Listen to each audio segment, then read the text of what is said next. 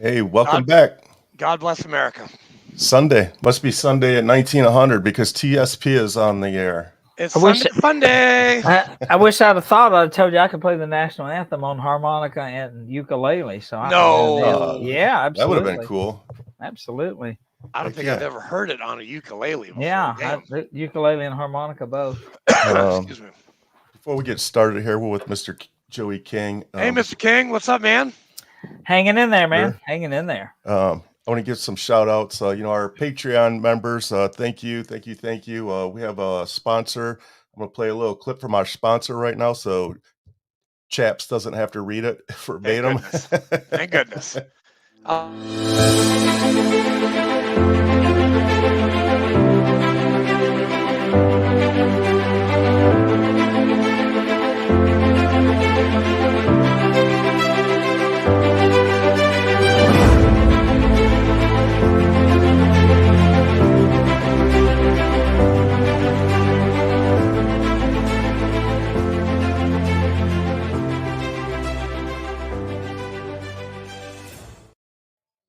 Thank you, Mr. Sabins and Proven Valor, for sponsoring our show.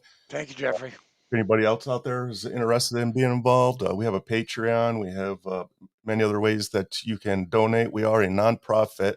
All the money goes right back to helping our veterans in Middle Tennessee. Me and Andrew, we don't take a nickel from this. We don't Nothing. pay. Everything goes right back in. We're slowly getting there. And with that said, today we have Army Ranger Joey B. King. How you doing, buddy? Yachts. Too good to be true, man. Welcome. Yeah. God bless you, Joey. Yeah. Shout out to. I was just thinking while that was playing. Today is the anniversary in 1965 that the 82nd Airborne and the Marines went into the Dominican Republic in 1965. Yeah. Hell yeah. I've got an uncle by marriage that was in the Marines, and I've got a friend that's in the Ranger Hall of Fame that was in the Dominican Republic in that or in the Army, 82nd Airborne in that invasion. So nice. Most people don't even know we went to the Dominican Republic.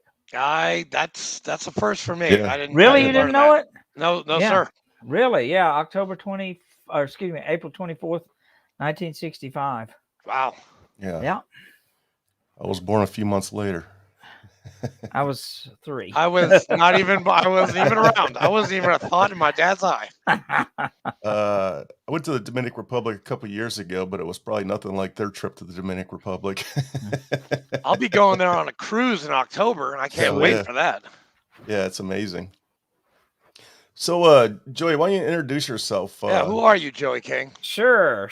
Well, what do you want me to start with? Like when I was a cadet, or what I'm doing now, or where you're born, where you're from, why you joined the service? Okay, I was born in Putnam County, Cookeville. Grew up there in that area, a little town called Monterey near Cookeville, and went to school at Tennessee Tech. Got a scholarship to go, and people think I'm a little bit crazy when I say this because you are crazy. Joe. Yes, you are. But crazy. In 1979, 2 things happened, and it caused me to take a different path. One of those things was Soviet invasion of Afghanistan.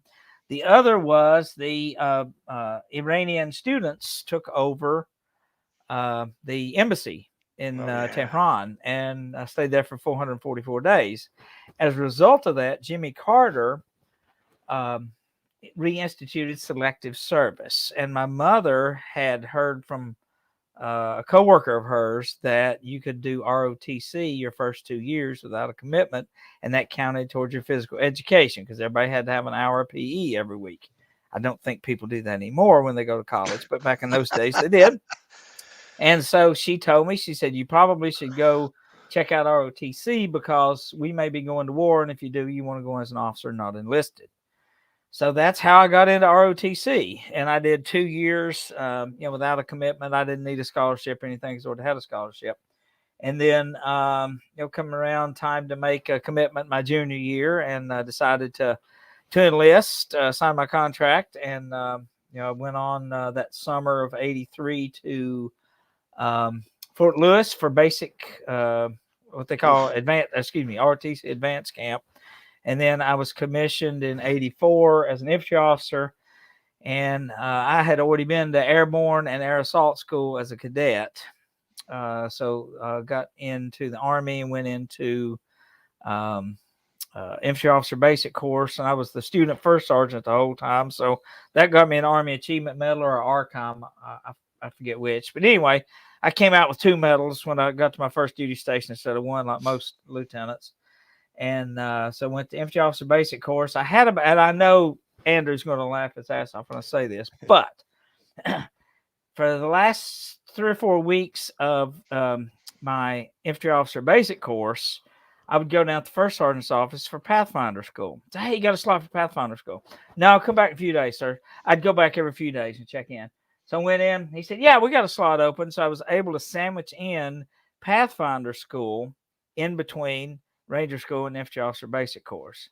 So then I went to Ranger school. I was a summer Ranger. Thank God I was not a winter Ranger. And my first duty assignment was at the 82nd Airborne Division at Fort Bragg. In the days when I was a cadet. Vietnam. Yeah, Vietnam, exactly. In those days, probably do something similar today. They would give you like 6 choices. Put your top 6 choices where you want to go. Well, that's what they did. Yeah. I was a distinguished military graduate, so I guess I was higher up on the list. So my first choice, 82nd Airborne Division. Second choice was the airborne unit in Vicenza, Italy. Well, the Army tried a really stupid experiment called cohort, and I cannot remember what that's an acronym for now. But the idea was to take a unit A and unit B and rotate them. It didn't work very well. It was really just an administrative nightmare, but they put me in a unit in the 82nd Airborne that was going to rotate to Vicenza, Italy. So that's how I got to do both duty stations in such a short time. I was not in the Army that long. I just did one enlistment. In those days, you could do a 3-year active duty enlistment. I was like one of the last people to sign one of those contracts. They went to the 8-year commitments after that. But I did a 6-year, which was 3 and 3, the 3 active and 3 inactive ready reserve. But so I served in the 82nd Airborne. Day 1, I get in the 82nd Airborne, and the battalion executive officer, first person I meet, he says, well, at least you're from the right state. He was from Hillsboro. Hillsboro High School in Nashville. And he actually still, he's moved back to Nashville, and I'm still in touch with him today. So I met with the battalion commander, and the battalion commander said, well, you went to the wrong school. You shouldn't have gone to Pathfinder school. You should have went to MPOC to learn how to shoot mortars.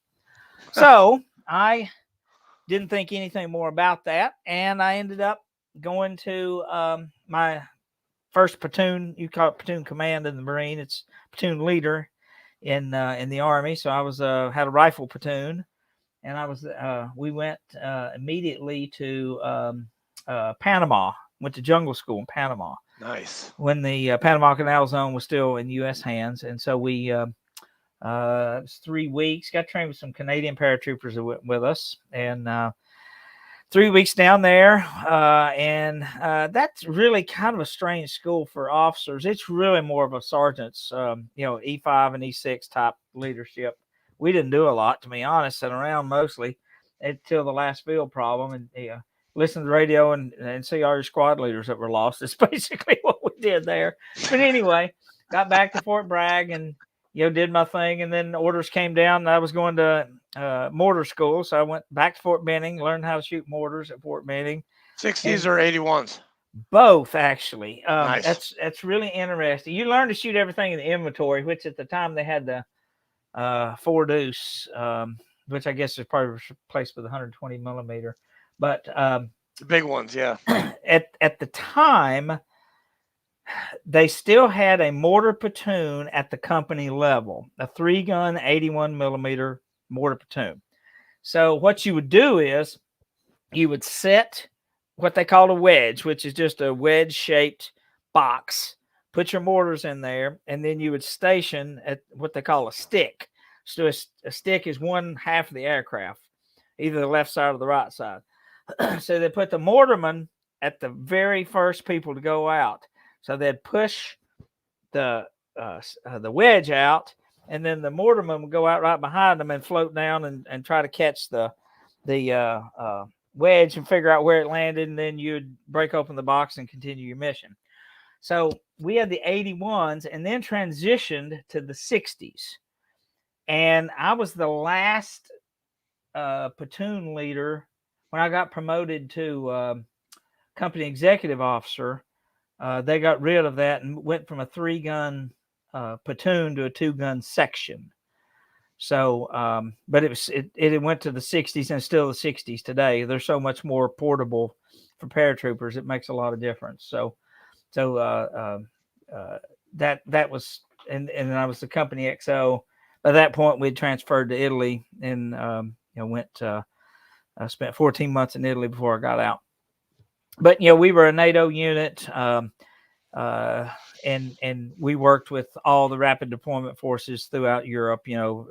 Paracommandos, British SAS, you name it. If they were special operations, we worked with them throughout in Europe. So we got to do a lot of neat things. There was no real training grounds in Italy except in the Italian Alps. So you'd go up and do ski training every year in the Italian Alps. Most of the training was done in Germany. Went to Grafenwehr, Germany 3 or 4 times. Got to go into Berlin when Berlin was still a split city. And at the time we were quote unquote allies with the Soviets. So they could come into our side of Berlin. We could go into their side of Berlin. So I got to go to East Berlin when the wall was still up. Ooh, look at the look on his face. Not many people could say that. Look here. Hold on. I just you got a piece of the you got a oh man. This is an East German flag that came from this is an East German communist flag that came from East Berlin. Yeah. I just remembered I had that up there. Just looking. But yeah, I did get to go into East Berlin. Not many people can say that, but I did. Do you have the NATO medal? I can't remember if I saw that under DD-214. No. You don't? Okay. I don't think so. No. I got, a lot of training stuff, with Belgians and British and Italian special ops, all that kind of stuff. We worked a lot with those. But the main mission was, Soviet deterrence. The last mission I was on was, and I was the XO. And a lot of people don't realize this if you're not an XO or somebody that's attached to the XO, but I was, if we were on a 2-week deployment, it was a 4-week deployment for me because somebody had to get the equipment there and somebody had to get the equipment back. At Vaughn. So yeah, I was party. Yeah, exactly. I was a month anywhere we went. So like my last deployment was a month in Turkey. So we went to the Soviet, I guess today would be the Georgia Turkish border, but at the time it was the Soviet border. And that was the last thing I did before I got out. But it was just show of force, to prevent what's going on right now in Ukraine. Right. Basically, same type of mission. Did you ever jump? 33 times. Yeah, I was on jump status the whole time I was in. Oh, damn. Yeah, I know, right? Were those like static jumps? Yeah. Most military jumps are static. Okay. There are a few Green Beret type. They're called Halo, high altitude, low opening.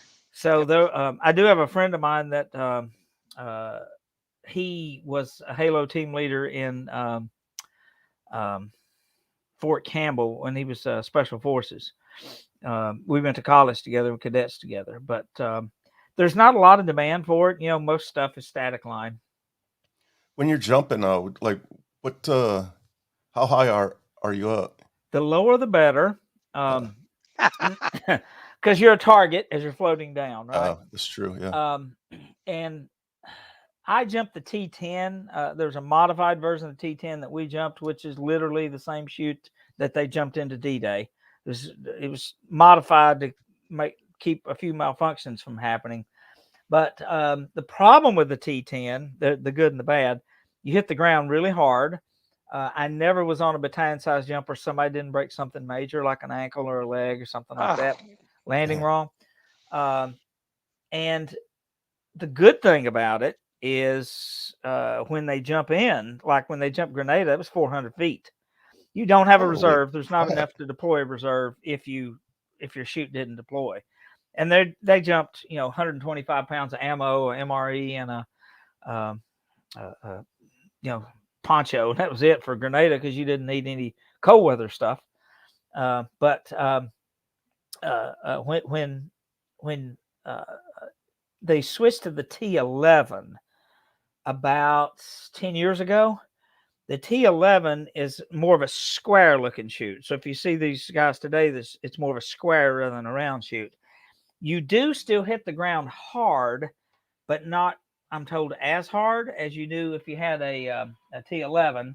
The problem is you have to jump it at a minimum of 1,000 feet. So they were always experimenting. When I was in the Army, Jumping Jim Lindsay, who was 82nd Airborne Corps commander, which would be 82nd and 101st combined would be the 18th Airborne Corps. He severely injured himself trying to jump some triple canopy experimental parachute that you could jump at 300 feet. That was always the goal, was to get you lower. So I really don't know why they chose the T11, other than you supposedly hit the ground slightly easier. But when I talked to a guy, an older E7, last time I went to the critter cookout at the Mountain Ranger camp in Dahlonega, Georgia, which has been 3 or 4 years ago, he had jumped both T10, T11. He'd been airborne his whole life, either with Rangers or 82nd. And he said, yeah, people still break the leg every battalion size jump with the T11. I'm like, yeah, well, kind of defeats the purpose because you're jumping at 1,000 feet in a combat situation where you can jump at 400 feet with the T10. So what do you do with the soldier when he's laying in like the combat zone with a broken leg or a broken ankle? Well, it's just considered like a regular injury. If you were shot or whatever, it's the same type thing. You're going to medevac them out just the same as you would anything else. Yeah. There are tree landing procedures and there are water landing procedures and all that kind of good stuff, but you're going to have mishaps. You know, when you got that many people jumping, you're going to have mishaps for sure. I have never, and I'm very proud to say this, I have never jumped out of a plane, and I really don't want to, ever. I will dive under the water, no problem, but I will never jump out of a plane. Well, I always thought I would do civilian jumping. When I was in the military, I thought, I'll get out, I'll jump civilian. So nope. This buddy of mine, this guy I grew up with, well, let me preface that. I did tours of rigger shacks. Riggers are the people who pack your parachutes. And it's a specialty MOS and, so forth. And I mean, they check and then it's rechecked and then it's double checked and it's triple checked. And then once every 3 months, they look at you and say, okay, which chute did you pack? Oh, okay, I packed that one right there. Good, you're jumping it. So you have to jump your own chute every 3 months. So you have an incentive to pack that chute correctly.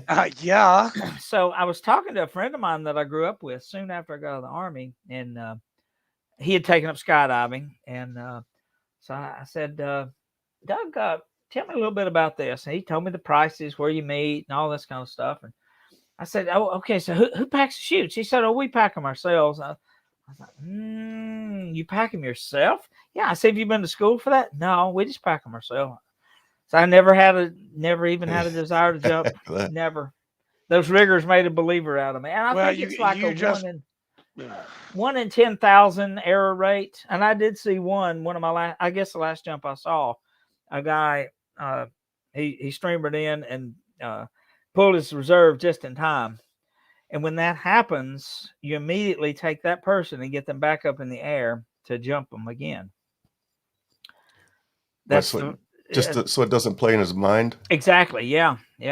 We've got a buddy that comes to our paratrooper reunion every year, and he came.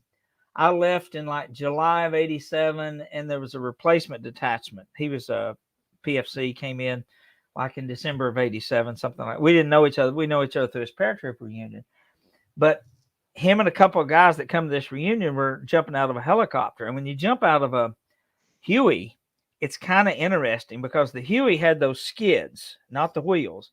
And you don't think about it, but those skids are kind of tilted out at maybe a 15-degree angle.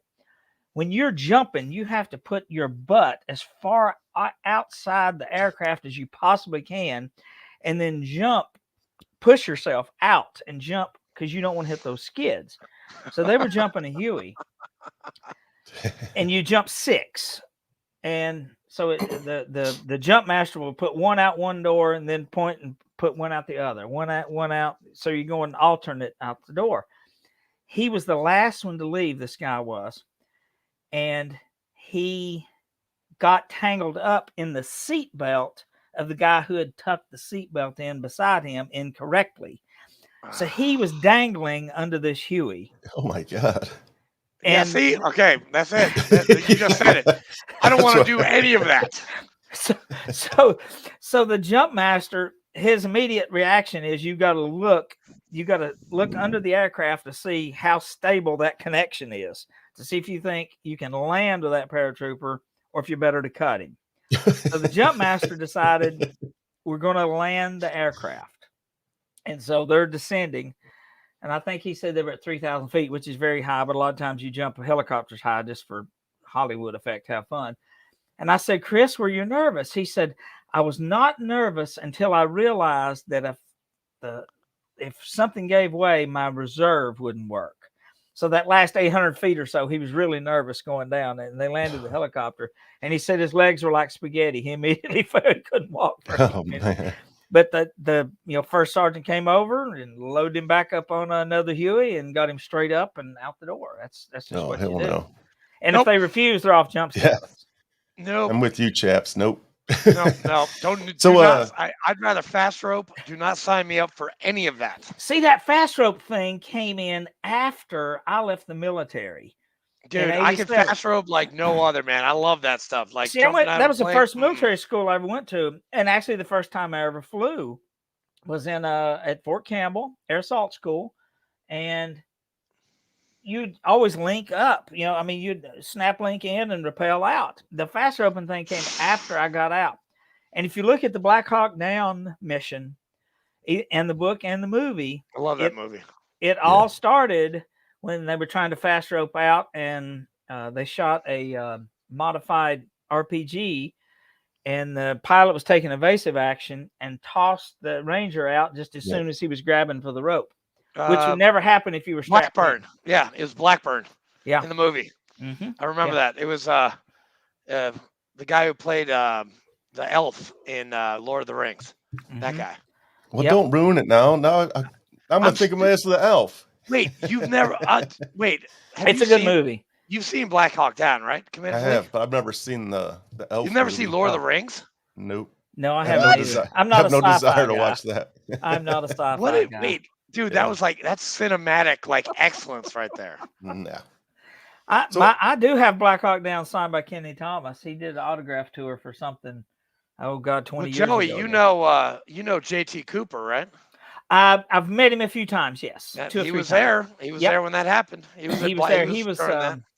He was with one of the support units, and I forget which one. But yeah. he was. And his program is really, really phenomenal. Oh, what, Warrior Rounds? Oh, yeah. I wrote a song for him. Is that right? I did. He and I think we're related because my dad's side of the family is from Fentress County, and that's where he's from originally. JT, if you're listening, is this true? Are you related to Joey King? Very distantly, but everybody in Fentress County is related. So. Oh my goodness. Okay, that's not. Okay, we're sorry that not to go to Fentress County. We're sorry. The tree goes this way. Yes. Tree has one branch. Can you walk us through jump school? Ooh. Yeah. Good. That's a good one. I like that. It's 3 weeks. You do cross train usually with Marines and SEALs who will also be going through with you normally. And I never went to any school in the military that I didn't have foreign students. Probably Andrew has the same experience. I don't know much about the Navy, but I went through. Whoa. You got to talk to Commander Fleek. He's all Navy, man. Yeah, I know he's the Navy. Yeah, no, he's more Navy than I am. Right. Oh, I know that. I'm the men's department of the Navy. He's the actual Navy. So that's what I meant. Commander Fleek, he opened up that can of worms. I had to. I'm sorry. I got you. But we went through with some SEALs and Marines. It's 3 weeks, provided you're not getting rained out and all that kind of stuff. It can postpone if you're getting rained out and can't do your jumps. They'll walk you through like ground week, tower week, and jump week is kind of how it's done. Yeah. So ground week, you're learning to do what they call a PLF, a parachute landing fall, the proper way to do a roll. And if I fell off this roof right now, if I could get my feet on the ground first, I would probably not break anything. It's that ingrained in you how to roll. But then you jump out of a tower. And I was telling Cheryl this a couple of nights ago. Tower week was more scary to me than jump week by far, because you got this big tower, it's like 250 feet up, and you jump out and it's got like a zip line type thing, and you're got the risers and all this kind of stuff, and you're supposed to simulate, and you get graded if you're looking at the canopy to be sure that it's open and all that kind of good stuff. And just standing in that door, because you don't really have a shuffle of guys in what they call a stick. One side of the aircraft is a stick, and you're standing there, with your hands on the edge of the door to push yourself out. And the C-130, you had to push yourself out. With the C-141, which isn't in the inventory anymore, it sucked you out like a vacuum cleaner, and you were out. Though the 130, you had to push. I'm just getting anxious, like listening to this. Okay? Give me anxiety. I got 33 jumps. I was probably nervous, to be honest about it, 5 or 6. Never in jump school. Wasn't nervous. I was just too, I guess, well trained, I guess is the best way to explain it. Because you do so much in preparation for it. When you get out and when you feel that chute open and you're just gliding and looking at the scenery as you're floating down, it's really peaceful. It's very peaceful. I've never been in a balloon, but I would think a balloon would be pretty equivalent to it. It's peaceful until some dick shoots at you. Yeah, that's always an issue. That is an issue. Or your chute doesn't open and you have to use your reserve. I mean, yeah.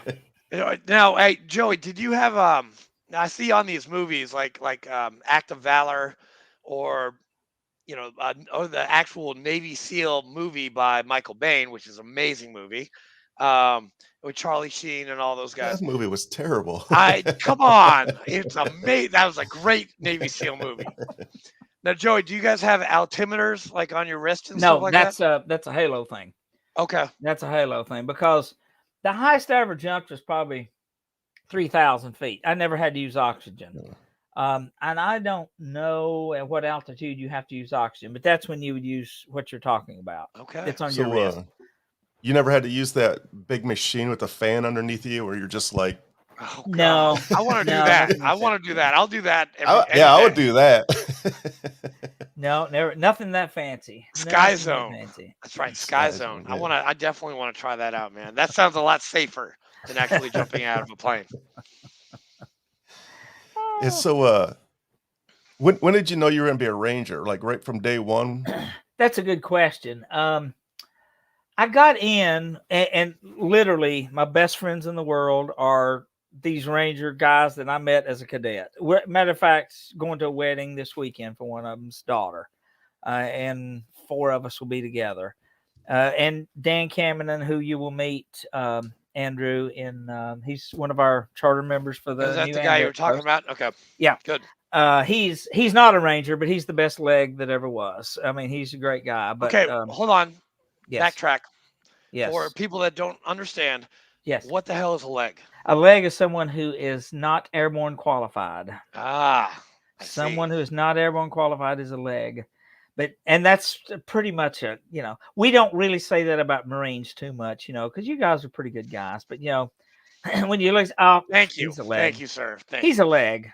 And leg. you don't really follow up. And I'm proud to be a leg, because I don't want to not be a leg ever. But when I introduce Dan, I say Dan is the best. When I introduce him to like a Ranger person, I'll say, Dan, he's the best leg you ever meet. So that's as good a compliment as I can possibly pay. But I just got in with a bunch of guys at most Army ROTC, but they'll call them a battalion at a university. They will have what they call a Ranger group, a Ranger organization, whatever. And they usually will get together about once a week and do things like rappelling, learn patrolling. They'll go on extra field training exercises and stuff that maybe the regular unit. So that was my fraternity. I mean, those guys are my best friends today. And we get together all the time. But we, in those days, that just sort of motivated me. So probably by my halfway through my freshman year of college, I had decided, I think I may want to do this. I tried to get into West Point, but my grades weren't good enough. I knew I'd lose a year if I did that, but I thought it'd probably be worth it to get into West Point.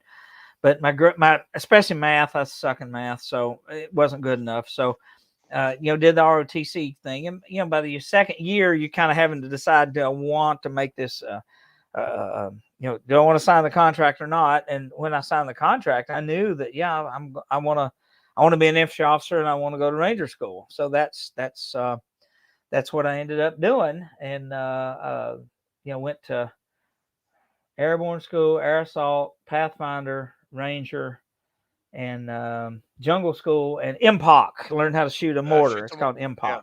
Yeah. Hey Joey, when you're finishing up like the final test for Rangers, like I saw a picture of this guy on a rope, and you've got to touch the Ranger sign or something. Can you tell us about that? Yeah, that's actually the first. That's Darby Week, it's called, and it's basically Hell Week of SEALs, that you've heard about. Roughly the same thing. When I went through, and I know this, I'm gonna explain it a little bit, but somewhere around, I went through in 85, summer of 85, somewhere around 82, they decided we should have a desert phase because we may end up fighting in the desert. So they rotated it. I had it Dugway Proving Grounds, Fort Bliss, Texas, and I can't remember where the third place was. So there were 4 phases of Ranger School. There was Darby Week, which is Hell Week in the SEALs. Then you'd go to the mountains in Dahlonega. Then you would go to the desert, and then you would go to Swamp phase down in the Panhandle of Florida, Pensacola, and Eglin Air Force Base. Yep. So that was the cycle that I went through. And somewhere along the way, the problem is if you've got a delay, you can truck people anywhere except out to the desert. If you're at Fort Bragg or Fort Benning rather, and you need to go up to Dahlonega, you can truck them up there if it's the bad weather and you can't fly them. Or if you need to go from Dahlonega to Eglin Air Force Base, you can drive them down there if you need to. So it's really an expense thing. So they had a desert phase for probably about 8 to 10 years, and then they just did away with it, mainly because of the expense and the logistics of getting all the way out west. And if something goes wrong, then you're sort of stuck, and you can't. You may be stuck in the tarmac for 2 or 3 days. Do they just have? Go ahead. Sorry, go ahead. No, you go ahead. Sorry, I didn't mean to interrupt. Paratroopers are stuck. We're victims of the. You have to have good weather to jump. There was and my unit was actually the one that was doing it at the National Training Center out in, I think it's California. I never went, but in 80 or 81, there was a famous jump that went on. It was actually my battalion that jumped. I know some of the guys that went on that, and they got drugged, and several of them got drugged to death. And what it was everybody knew you weren't supposed to jump at past 12 knots wind, but the jump master on the ground, or the Pathfinder on the ground rather, would be under pressure from the battalion commander to get this jump in. And 12 knots. It's always 12 knots. So people get drugged, and it ended up killing a bunch of people. So they started enforcing what the regulation should be. So you are limited by the weather. It's kind of like D-Day. It just happened to be a good day when D-Day happened, but jumps are that way. You're going to get drugged to death when you get on there. You're supposed to release your chute once you get on the ground, but if you're getting drugged, it's really hard to do. And one of these friends that I'm telling you about that I'm going to be at the wedding with this week, he is 90% disabled from one of these jumps at the Pathfinder. Let it go when it probably shouldn't have. It was a little too windy. He was in Alaska with a paratrooper unit there, and he got drugged pretty bad. And he's had to have neck columns work, and had numbness in his arms, all kinds of stuff. It just really hit too hard and hit the wrong way. So there's a lot of things if you jump and the winds are too high. So What you're is a at the mercy of that. pathfinder, and like what's the pathfinder's job? Ooh, good question. Pathfinder is the first in. So they're the ground guys. So when you go to Pathfinder school, you're actually doing some elements of air traffic control, and you are controlling an airdrop of material or of people. So let's say, and it's all done at Fort Benning. So for example, if you're at jump school, the people who are getting the students out the door in jump school are Pathfinder students on the ground who are calling the aircraft and telling them, when the jump master is the people who put them out the door, letting the jump master know when it's time to go. So in Pathfinder school, they're the first ones in. So they're clearing out a drop zone. They may jump in with chainsaws and cut down a few trees here and there and that kind of thing. So if the rigger has to jump to prove his job is good, does the Pathfinder have to jump also? Oh yeah, Pathfinder, we usually jump in first. Oh, so okay, so they jump in and then they go Got set it. up. Oh, I okay. understand. Yeah, I I understand. didn't know. I thought maybe they're a week or two before you guys even start jumping or something. Yeah, and it's a little bit of, they still have a Pathfinder school because it's still necessary, but the Pathfinder units are gone.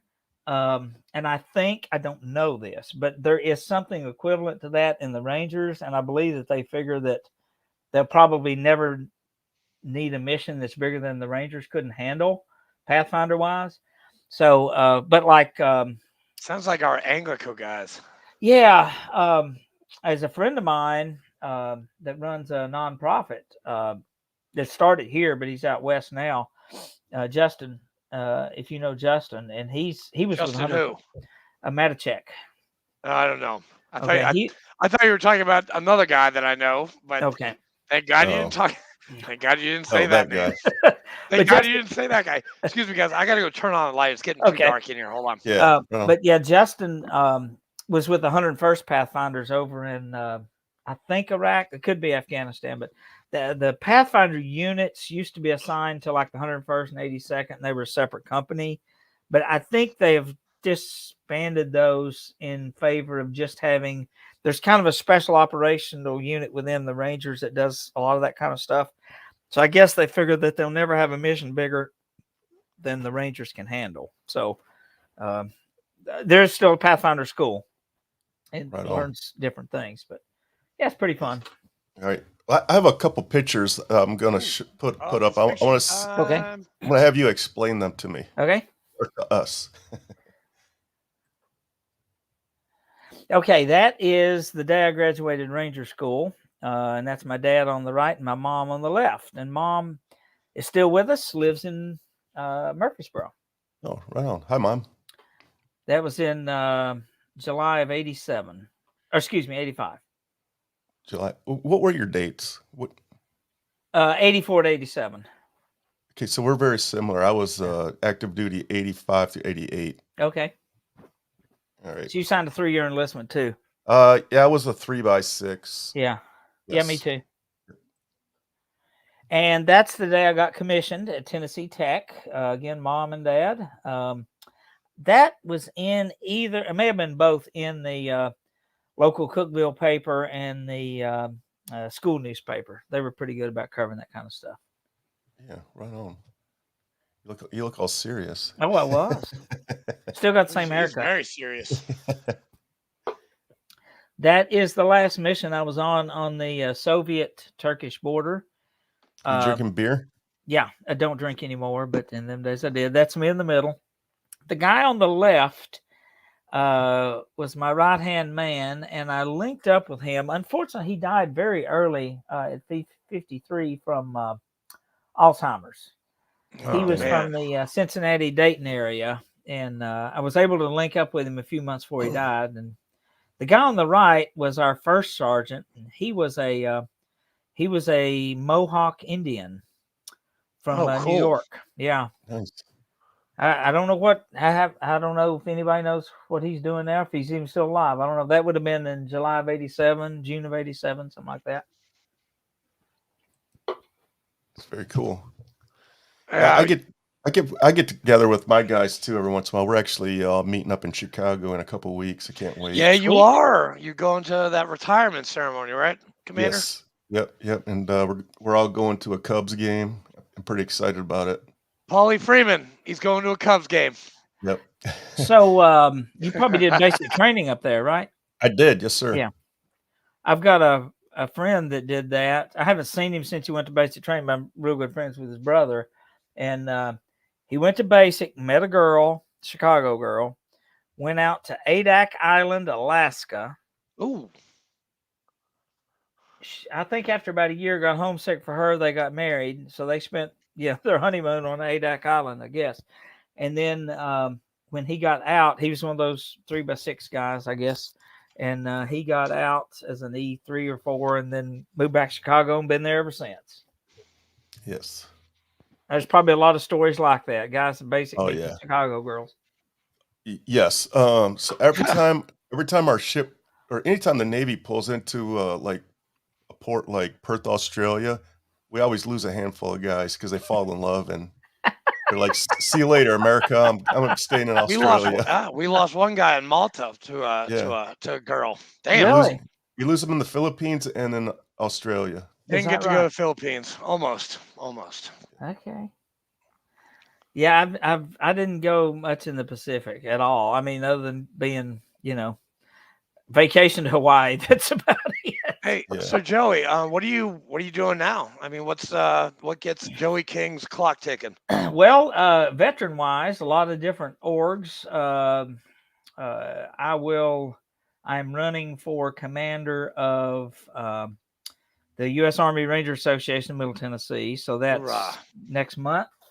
Nobody's running against me, so I guess I'm going to be the next commander By default. next year by default. And Andrew and I were painting the new Rutherford County Veterans Community Center, and Nice. Andrew and I have the same problem. We're both members of AMVETS, but there's no AMVETS post in Rutherford County. So I drive an hour and 15 minutes to Smith County, and he drives an hour and 15 minutes to West Nashville. So we had this crazy idea.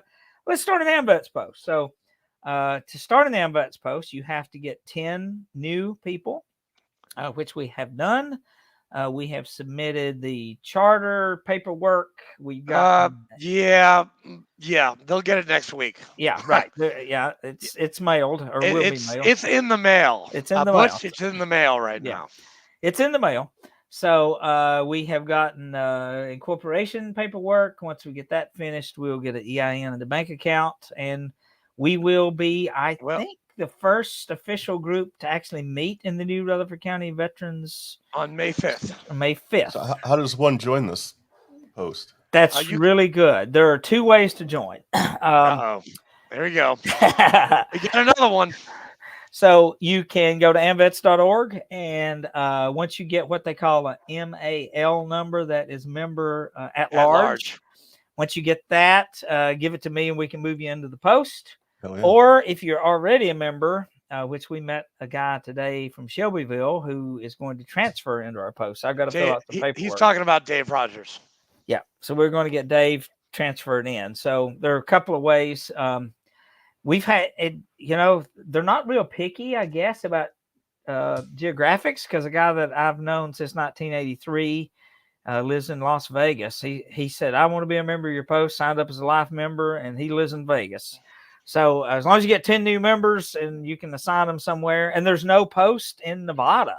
I looked it up. No post in Nevada anywhere. In the whole state? In the whole state. There's no AMVETS post there. Oh, that's crazy. So they're just fine with him being a member of our post. And so, but most of the guys are local and people that Andrew and I know, or people we meet. Right. So and Commander Fleek knows all the people that I know. So we need to get Commander Fleek in the AMVETS. I'll definitely join. Wink.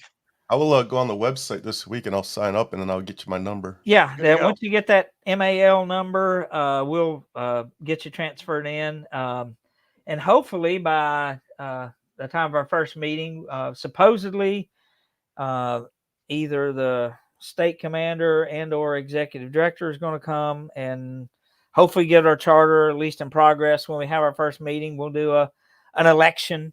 And in this election, we'll be making sure that we've filled all the positions that we need to fill to be an official post and all that kind of good stuff. So, yeah, it's kind of interesting. Andrew's done this with VFW, but I've never. Well, no, and started so is Commander Flake, because he's one of the founding members of our VFW post. So you both know more about this. Oh, he knows. Yeah. From the ground well, up. and Commander Flake, why don't you tell Joey about your pedigree when it comes to veteran service organizations? So it all started 20 years ago. I've been an active member of 20 years ago.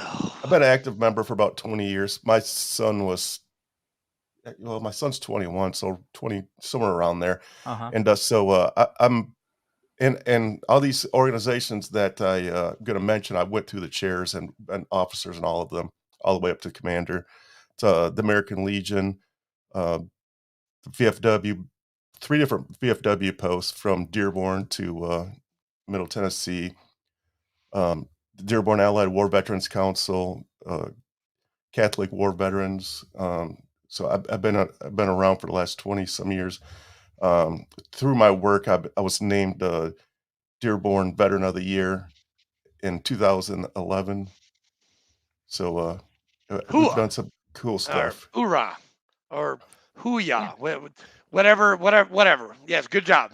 Yeah, Bravo Zulu, Commander, Bravo Zulu. Well, that's and we're all on the same team. I'm a member of the American Legion also.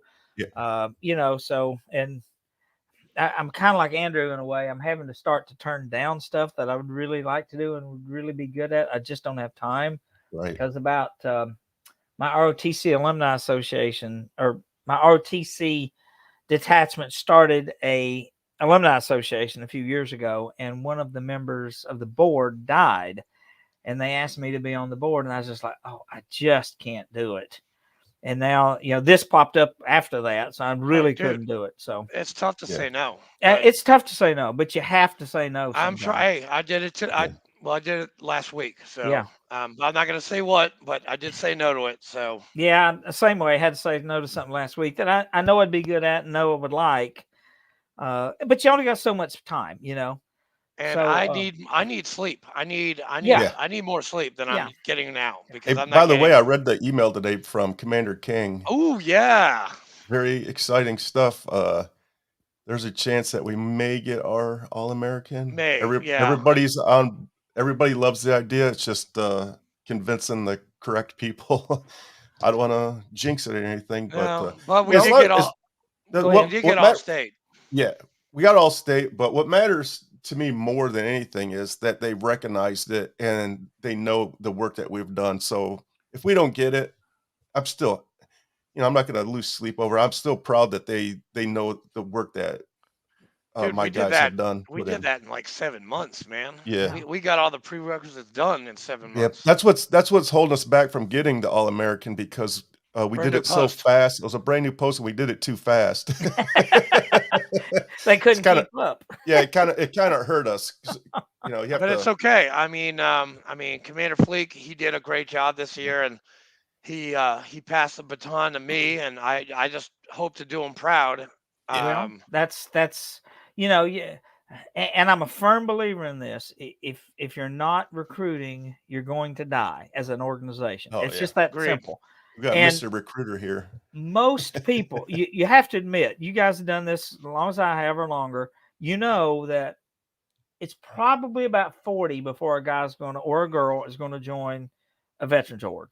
Yes, they've got absolutely. life getting in the way. They're still in the military, whatever. Yep. But at about 40, you can start to negotiate with them. Come on, join. But that's go ahead. True. That's true, man. Yeah. It's hard to get a 20-something in. It just really is. Yeah. I wonder, we have one, I think, 28-year-old. Well, we got the guy. He does a lot of Freemason stuff, so we don't see him that often. Student Veterans Alliance. What's his name? Jonathan? Is that right? John Higgins. Jonathan Higgins. Yeah. Yeah. He's joining AMVET. So, but I do need to pitch something that we're going to be doing on the 13th of May. At the VA, we will be doing a baby shower for Baby pregnant shower. veterans who are in need. I'm still trying to find out if the spouses of male veterans qualify. I haven't gotten that, but if you're a pregnant lady and a veteran, it's the 13th, and we're needing things such as baby wipes, diapers. I think the strollers and that kind of stuff the VA is helping with, but gift cards to Walmart and stuff like that is Drea, kinda if you're what we're watching getting. this, take notes. And Please. I am off on Fridays. It's 11 to 1, so I will be there. As far as we know, we're going to be able to get in the building that the COVID protocols are going to allow us, but could have a major outbreak and that could change, and be a drive-through event. But we're going to have it either way. It's There just you a go. matter of if it's going to be on campus or drive-through. It's really what What's it the amounts to. date? 13th at 11 o'clock. Heck yeah. I think it's in building 107. I'd have to look at my notes, but but we're going to talk about that at our first meeting. We can talk to Adam Sykes and Ross and Drea. Yeah. They all work at the VA, so That's true. We can confirm with them too. Yeah, that's going to be a big event, and I don't know this, but I'm speculating. AMVETS Carthage is the post that I'm currently assigned to, but will be moving from, is in charge of interaction with VA Murfreesboro, as far as AMVETS and that kind of thing. The post commander there, his name is Johnny Evans, great guy. And he is in charge of anything that, if VA wants to call AMVETS, they call Johnny, or if AMVETS wants to call the VA, he's the liaison. Joey, are you VAVS? No, but he is. Okay. I'm sure I'll probably be.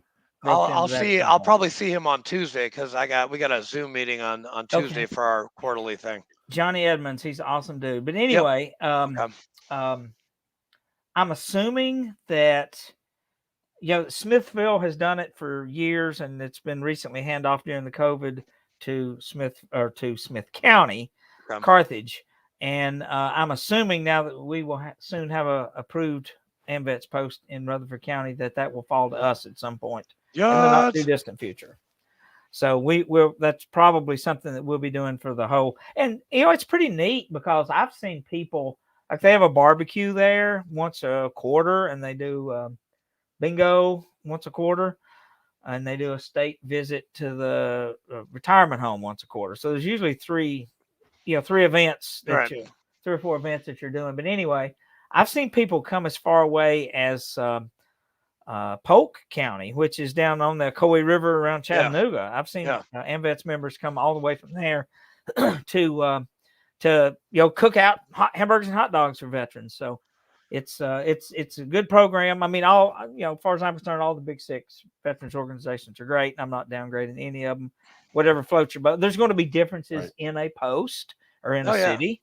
Guy was talking to today, he didn't really get along with the leadership in New York, and I said, well, hopefully we won't have that problem here. I'm not about ego, I'm just about helping veterans. That's all I care about. No, and that's true. That's for all of us, because we're all in different organizations, and we don't just I don't just recruit for my VFW post, our VFW post. I don't, Marine Corps League, DAV, AMVETS. I recruit for everybody. Okay, if you don't rate the VFW, go somewhere else. I mean, it's easy as that. And I'm not trying to step on any toes. And I know you and me and Joey have talked about this via email, and we talked about it yesterday because somebody thinks I'm hoarding people, and I'm like, no, I'm not doing that at all, man. If they want to come, they're more than welcome. If they don't, they can go. They can go their merry way. People vote with their feet. They really do. And it's the rapport that you build with these guys and girls.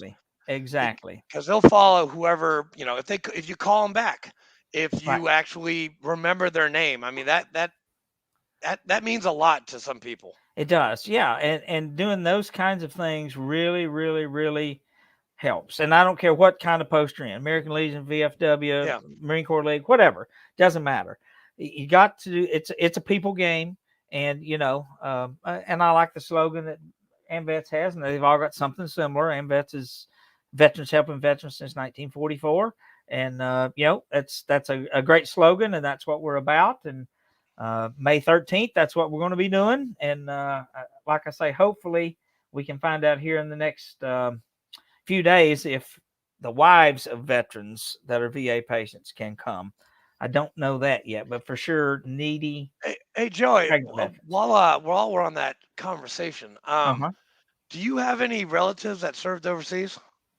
Do I have any relatives that served overseas? I had an uncle that served in World War II, great uncle, and had an uncle that served in the Gulf War. Any grandfathers or brothers or No. sisters? Okay. No. Just checking. I know. Thank Just you. checking. Dude, I'm trying, man. I He's know always you working are. it, man. I know. There's like, okay, you mentioned the Berlin thing. Okay. Yes. And I know a VFW guy that was there, Mm-hmm. and he's in the VFW because of that. And Yeah. I've got to do my research, and you just got to be patient with me because Yeah. Well, I was there for what they call MOUT training. I don't know what the acronym for it is in the Marines. like MAUS, mouse, like the German. MOUT, Mobile MOUT. Operations. Oh, military operations in urban terrain. Yes. So I'm well versed in MOUT training. we did MOUT training in Berlin in January. So cold, you can't believe it. Get this, prostitution was legal. Yep. And you would see Oh mini my God. skirted prostitutes in Berlin in January. I do not see how they could do that. I God really bless don't. them. Yes. God bless them. Man, Man. they're like the mailmen. I mean, through rain, Thick and hail, thin. sleet, snow, whatever. Yeah. Hey, like kidding. mailmen, but more fun. That's Just right. yeah. Just kidding, mailmen. I'm not downgrading you guys at all. We Yeah, wouldn't get our mail without you guys. It was pretty stunning to me. It's like, God, it's 4 degrees and you're out here in a miniskirt. How the hell is that possible? Stunning. That's good. But yeah, Hashtag- I did 3 Hashtag weeks. stunning. Good. Yeah, I I don't did hate 3 it. weeks, but it was just the MOUT training. That was an annual rotation every January that our battalion would do, and it was kind of a cycle Yeah. that because we were the most mobile unit in Europe, and so we were paratroopers are mobile, and we never my nephew went to Puerto Rico. He's with the Air National Guard here in Nashville. He went to Puerto Rico, stayed at a resort. That was summer camp this summer. Nice. Is that the 118th? Yeah. We adopted them, right? No. They're our adopted unit. So Is that right? we take care of them. And I know, actually, I just went shooting with one of our VFW auxiliary members, John Salter. He's a major there, but he was a Marine before, but he's now Major Salter. And he was just telling me that people are being deployed. And I actually met this one kid at a Preds game who was being deployed like in 2 weeks. Okay. And I think he's over there right now. He's not. He's a cyber guy, so he's in the. Yeah, that's what the 118th is. They're cyber and drones and drones. Yeah, he's on the cyber end. So Okay. I'll introduce you to him. He lives in Murfreesboro. he probably knows Major Salter. I'm sure he does. My next door neighbor is 118th as well. Is that He's, right? Lieutenant Colonel, yeah. Oh, sweet. You know Micah, right? Me? Micah Taylor? Yeah, you, Joey. No, I don't think I know him. Okay, well, she does a lot of holistic VA health and stuff like that. Micah So Taylor. she's one of our VFW members too. Okay. You'll meet her. I'm She's sure I a mile will. a minute. She's a mile a minute also. Yeah, I know. She's I love her to death. She's all she is. She comes and speaks at some of our events, man, and she just goes to town. boom, boom, boom. And like she's talking so fast, like I can't write this down. You better have a Slow tape down. recorder. Yes. She's awesome though. Oh. She's a good lieutenant colonel. Yeah. So But his girlfriend went down and spent the week in Puerto Rico, and I'm like, man, we didn't have that. Everywhere we went, if you could jump, you jumped. The only reason you didn't jump was because of weather. It's the only reason. When we went to Panama, we got about an hour from the drop zone, and they said weather's not going to cooperate. It's going to be air land, not a jump. So that's the only reason. Anywhere I ever went, it was jump, unless the weather sucks. That's the only reason you wouldn't go. So. But that's what I was used to. And he showed me a picture of the resort they were at. I'm like, man, I joined the wrong branch, dude. Yeah, I know, right? Yeah. Everybody join the Air Force because you get to see really cool places and That's right. air conditioning and Mai Tais and That's right. You You get get to bring your maids. girlfriend on training missions. Now, Navy, I mean, Commander Fleek was in the bottom of a damn ship. You were in the jungle. I was in the desert. It just sucked. Join the Air Force where That's it doesn't right. suck. That's right. Is that Briggs? Yeah, he was whining at the door. I know, mine are too. Hey, Briggs. Hey, buddy.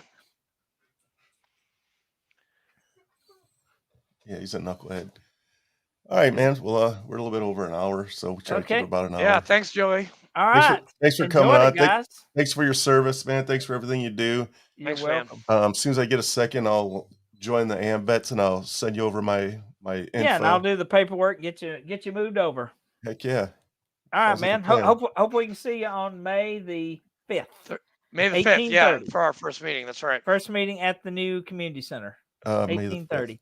I'll remind you. I'll remind Thursday you, night. That's Cinco de Mayo, man. Are you It gonna have tequila there? We should. Yeah, we should. Well, I can't. I'll be the DD that night. How Yeah, about I'm always the DD. When I was in college, the DD was the person who could identify the color of the car. Now it's Joey's not drinking. Joey drives. So Yeah. So what day of the week are you guys meeting? first Thursday. First Thursdays of every month. Yeah. All right. Excellent. So we we look got forward to first seeing you, man. Thursdays, and then House Committee second Thursdays, and then VFW third Thursdays. And I'm part of the Shrine, so I got to give a shout out to the Murfreesboro Shrine. Everything. You're busy. You're busy on Thursdays. Well, I just and I'm going to tell you this. They're very good recruiting tools. Yeah, absolutely. Joining these like Chamber of Commerce, Rotary, Absolutely. Freemasons, Shriners. It is.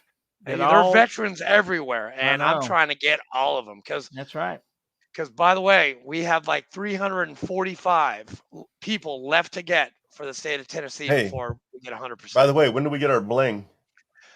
State convention, sir. State convention. And I hope all the officers get there because the commander, the senior, the junior, quartermaster, and the chaplain, they all get bling for getting for winning March Madness because we're basically amazing. We're awesome. Yeah. So I'll definitely be at the state convention, and there's a very good chance I'll be at national also because the Kansas City spree thing got canceled again. Whoa! It got canceled again? Yeah. They canceled it. I'm assuming because that's the early bird one, right? No, the early bird they probably canceled. The Kansas City, okay. Because I know Commander King is going to the Kansas City spree. No, okay, so they canceled the early bird one. I got them mixed up. So because they canceled it, they're giving me a voucher to spend to travel to national. They are? Yeah. Okay. Did you already get it? Nope. I have to show up and sign in to get it. Oh yeah, you do. Yeah. Hey man, we got an Airbnb. You can shack up with us. Yeah, I'll see how. So it fits 7 people, and Jesus got it, and all you got to do is pay Jesus. Yeah, how much is it a night? Do you have any idea? It's probably, I don't know, $110. I don't know if I'll be there for the whole time because I'm gonna be a grandfather. Oh no, that's all you have to pay. Oh, congratulations! Yeah, if we split it up between like 7 people, we only have to pay like $115 for all the time, for the week, the whole time we're there. Sweet. Yeah, so I'm trying to save my days for October because my vacation days. Yeah. Because unlike Andrew, I still work full time. Ouch, dude! Come on, man, dude. He works every day. I'm the hardest working retired person like ever. I don't doubt that one bit. I mean, does your wife draw stick figures of you when you're gone? Because mine does. No, she does not, and that's fact. I've seen them. It's hilarious. Yeah, I know. She's getting a lot of like positive things about those stick figures. So yeah, she's Katrina, I love you. Hey Katrina, you should start your own Facebook page, Stick Figure Man, Stick Figure Andrew Facebook page. That would be like Gunny Wolf's got the tunes. We could do the stick figures. Oh exactly. Man. That's good. That's a good. You can trademark that, Commander. Yeah. But all right, guys. Thanks love you, Joey. Love you, Commander. And we'll see you soon. Thanks for everything, guys. Have a good one. Yep. Hurrah.